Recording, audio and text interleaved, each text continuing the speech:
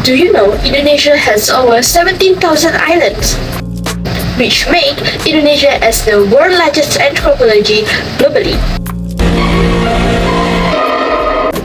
Hi and welcome to our presentation.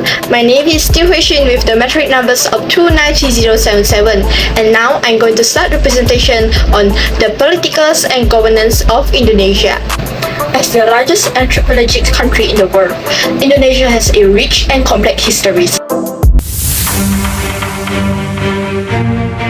Since gaining independence from the Netherlands in the 1945, Indonesia has a journey from a period of military dictatorship to becoming a vibrant parliamentary democracy. With the fact that Indonesia have the population of more than 275 million people, Indonesia itself is the world's largest majority Muslim country. Not only that, Indonesia also is the world's biggest young generations. But how does this country works and function with such huge population? What type of governance and political system that this country use? Curious, right? Before we dive in, let's test your knowledge. Question 1. Who were Indonesia's first presidents after independence?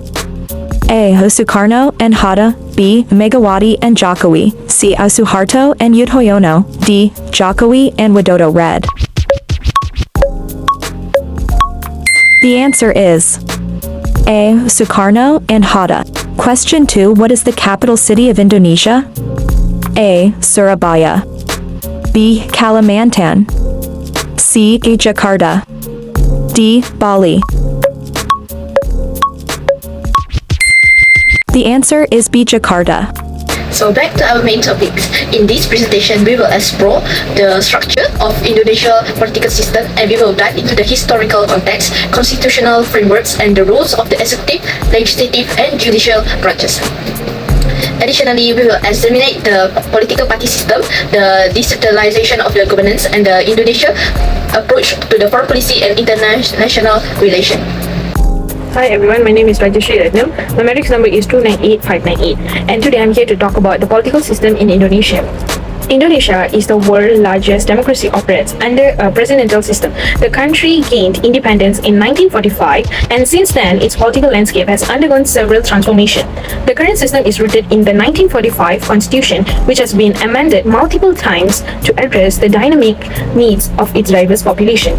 At the heart of Indonesian political structure is the president, who serves as both the head of state and also the government. The president is elected directly by the people for the 5-year term and can serve for a maximum of 2 terms. The People's Consultative Assembly (MPR) includes 2 houses, which is known as DPD and also DPR. The DPR, with 575 members, is a main legislative body responsible for making laws, while DPD represents the regions and provides input on regional matters. The Indonesia's judiciary operates independently, with the Supreme Court being the highest authority. The Constitutional Court also plays a crucial role, especially in reviewing the constitutionality of made laws and resolving disputes related to elections.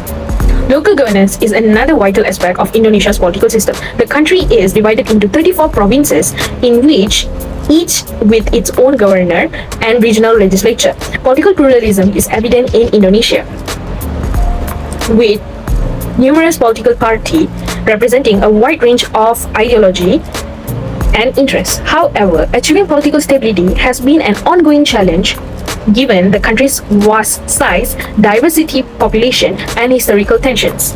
In conclusion, Indonesia's political system reflects its complex history and diverse society. It continues to evolve, striving to balance through democratic principles with the unique challenges posed by its cultural and geographical landscape. That's all from me. Thank you. My name is Likesan and my metric number is 292961. Today I want to talk about the governance and political institutions in Indonesia. This will be seen in 2 parts, such as parliament with the party system and local and regional governance. These have undergone significant transformations since the fall of the authoritarian New Order regime in 1998. The country has transitioned from a highly centralized and authoritarian system to a more decentralized and democratic one. We will look for the key aspect of governance and political institution in Indonesia, highlighting the challenge and success in the country's democratic journey. First, Indonesia has a presidential system where the president serves as both the head of the state and the head of the government. The president is directly elected by the two people for a maximum of 2 5-year terms. The current president Joko Widodo has been in office since 2014 and has been instrumental in promoting democratic values and addressing the country's governance issue. Indonesia has a bicameral parliament consisting of House of Representatives DPR and the Council of Representatives of the regional DPD. The DPR is the lowest house and responsible for adopting legislation and the budget, while the DPP is more focused on regional matters.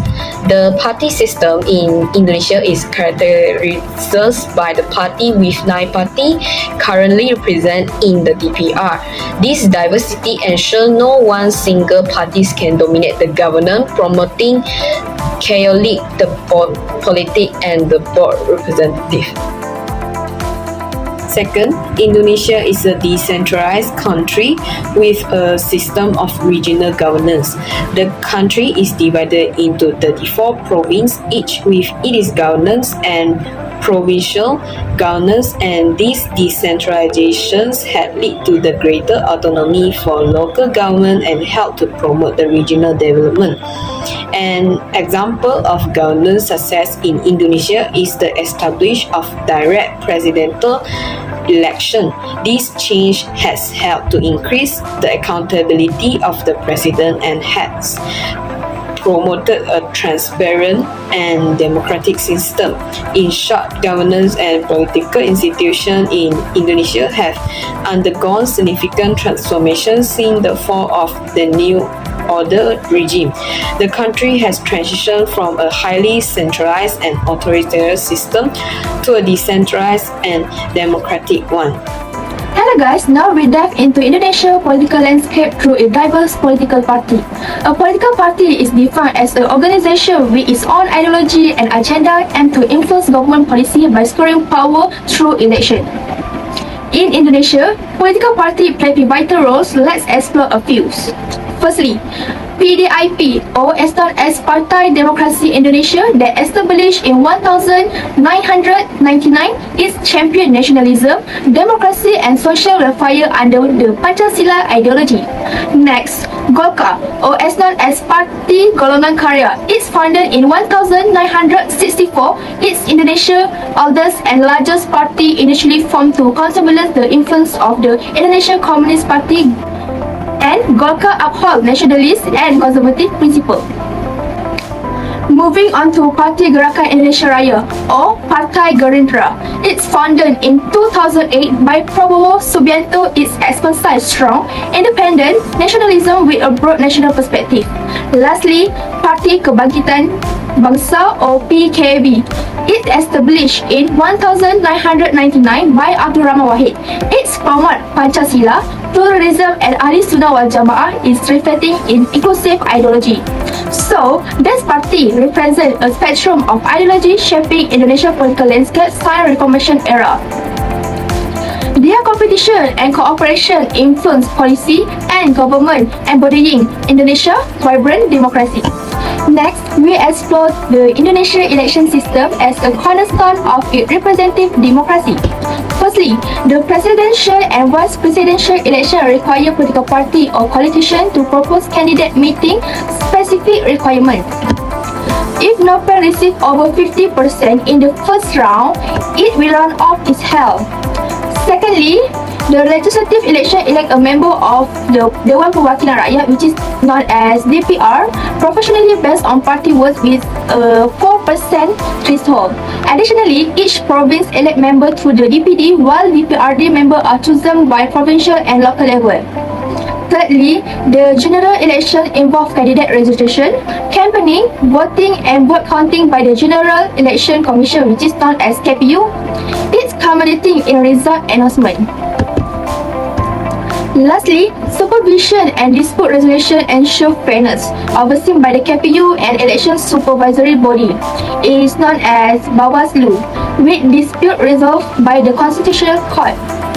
So, this system reflects Indonesia's commitment to democratic principle of equality, representation, and the right to vote, shaping its political landscape since the Reformation era. My name is Nur Nizam, and I will be touching on Indonesia's foreign policy and international relations. Indonesia has an independent and active foreign policy. Independent because Indonesia does not side with the world powers. As a matter of principle, so doing would be incompatible with the country's national philosophy and identity as implied in Pancasila. The foreign policy is active to the extent that Indonesia does not maintain a passive or reactive stand on international issues but seeks active participation in their settlement.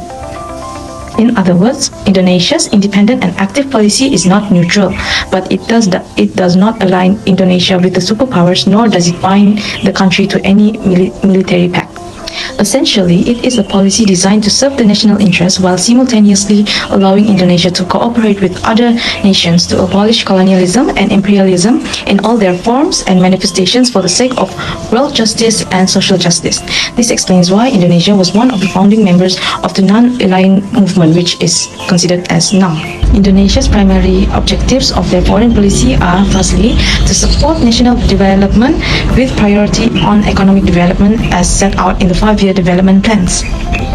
Secondly, to preserve internal and regional stability conducive to national development. Thirdly, to protect the territorial integrity of Indonesia and safeguard the people's place of abode. The pursuit of the above objectives, Resolution Number 2 NPR 1993 of the People's Consultative Assembly outlines Indonesia's foreign relations as follows. Foreign relations shall be conducted on the basis of the independent and active foreign policy and dedicated to the national interest, especially to supporting national development in all spheres of life and for the purpose of establishing a world order based on freedom, lasting peace, and social justice.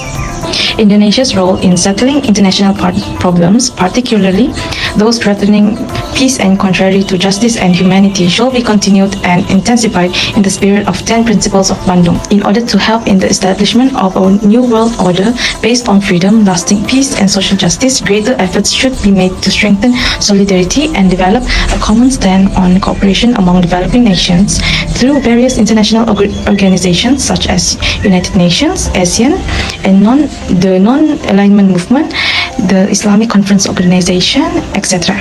Thank you. In conclusion, Indonesian political evolution highlight a firm of commitments and democracy and governance reforms. From the post-independent era under the Sukarno and Suharto authoritarian rules to the democratic advance of the Reformasi period, Indonesia has made a significant stride in the decentralization of powers and enhancing the political participation. The nation's strong constitutional framework, direct presidential election, and multi-party system underscore of its democracy value. Despite the challenges like rising Islamic populism and military involvement in politics, Indonesia still remains dedicated to the regional autonomies and international cooperation. It can be seen that the foreign policy emphasizes peace, justice, and development. The ongoing reforms and political adaptation will be crucial in shaping Indonesia's future governments and international standing. That's all from us. Thank you for listening.